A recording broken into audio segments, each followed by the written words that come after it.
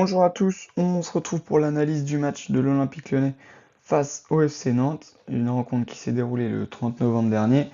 avec une victoire 3-0 des hommes de Paulo Fonseca. Dans cette vidéo, on va retracer les différents principes de jeu que va inculquer le technicien portugais à ses joueurs, donc la ressortie de balle dans la globalité et leurs attaques placées, dans quel système ils jouent et comment ils vont faire pour déséquilibrer le bloc adverse. Pour ce qui est des ressorties de balles, on peut remarquer une géométrie modulable au 1-3-4-3 de base. Là, les joueurs se retrouvent en 2-2-4-1 avec l'intégration dans l'interligne basse du troisième défenseur avec une forme rectangulaire avec à l'intérieur les deux joueurs du FC Nantes. Le rectangle est très étiré avec beaucoup d'espace entre les deux lignes pour permettre de laisser de l'espace et du temps à la ressortie de balle et la relance courte du gardien. Deuxième grand principe, l'utilisation de la largeur au maximum avec l'utilisation des deux pistons, ce qui va permettre du coup d'étirer le bloc en largeur mais aussi en profondeur avec le numéro 9 qui vient se mettre au niveau de la ligne médiane, ce qui va poser une problématique aux joueurs du FC Nantes, soit de défendre l'axe du terrain et de le densifier, ou alors de se faire étirer au maximum et de mettre un joueur au niveau des pistons. Troisième grand principe, le positionnement des joueurs qui se fait dans chaque ligne du bloc adverse. On peut remarquer sur cette photo qu'il n'y a aucun joueur sur la même ligne que les joueurs du FC Nantes, ce qui va permettre de les tirer au maximum, comme je l'ai dit, en largeur et en profondeur, mais aussi de se trouver rapidement face au jeu si on vient à trouver soit un des deux milieux offensifs ou alors un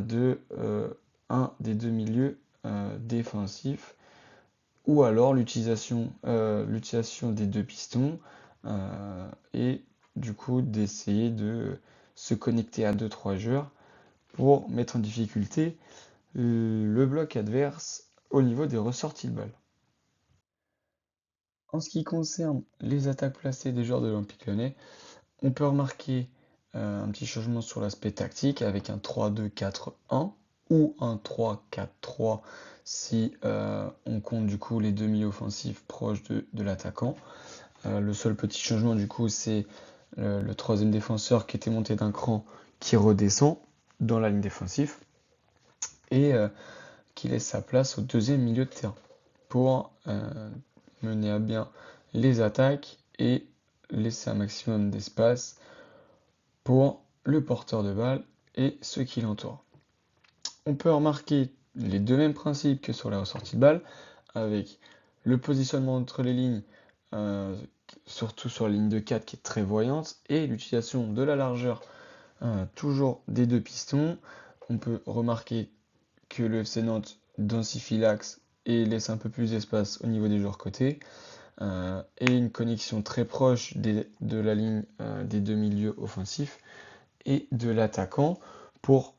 se connecter et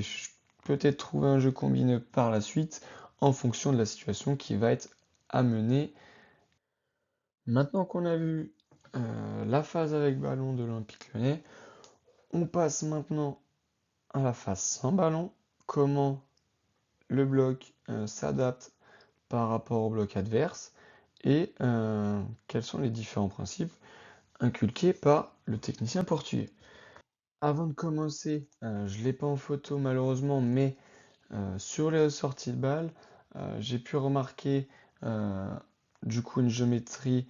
classique en 3-4-3 avec un principe risqué mais adaptable en fonction de l'équipe en face. C'était sur la ligne défensive, c'était du 3 contre 3 à chaque fois, sans couverture d'un des trois défenseurs, ni une redescente d'un des quatre milieux, ce qui laissait un peu de risque, mais ils n'ont jamais été mis en danger par les joueurs du FC Nantes, donc peut-être que c'est adaptable en fonction de l'équipe en face, mais c'est un point à souligner. Maintenant, pour ce qui est des attaques placées des joueurs du FC Nantes, là on peut remarquer une géométrie du coup en 5-3-2 de la part des joueurs de l'Olympique Lyonnais, avec une supériorité forcément sur la ligne défensive en 5 contre 3, une supériorité au niveau de la ligne des milieux avec un 3 contre 2, et une supériorité en 2 contre 4 au niveau de la ligne des deux attaquants. Peut également remarquer, comme je l'ai dit tout à l'heure, une nouvelle façon de défendre avec une nouvelle géométrie en 4-2-4. Donc là, on vient tout juste de ressortir d'une ressortie de balle du gardien. On peut remarquer sur cette ligne défensive, comme je vous l'ai dit tout à l'heure, un 1 pour 1 quasiment voyant, avec du coup juste en dessous le joueur du FC Nantes qui est un peu loin, mais on peut le remarquer. Là, on imagine bien évidemment que le piston Hadbourg, logiquement, doit monter d'un cran et doit venir vers le joueur juste au-dessus. On peut également remarquer du coup qu'ils sont en place et qui sont pas dans un moment où ils veulent aller presser fort l'adversaire. En conclusion de cette vidéo, j'ai tiré 4 principes de jeu forts que j'ai vite remarqué lors de ce match de l'Olympique Lyonnais. J'ai pas parlé de la phase de déséquilibre, la phase de finition, parce que j'avais pas grand chose à mettre sous la dent, mais j'en ferai une vidéo plus tard. En ce qui concerne la phase sans ballon, j'en ai ressorti deux qui sont pour moi classiques, mais c'est pareil. Peut-être que contre une autre équipe, j'aurai autre chose à me mettre sous la dent. Ça, j'en parlerai dans une autre vidéo. Je vous laisse me dire ce que vous en pensez. C'est un nouveau format que je teste. Donc, à vous de me dire les points forts, les points faibles de l'équipe de l'Olympique Lyonnais et qu'on puisse en discuter.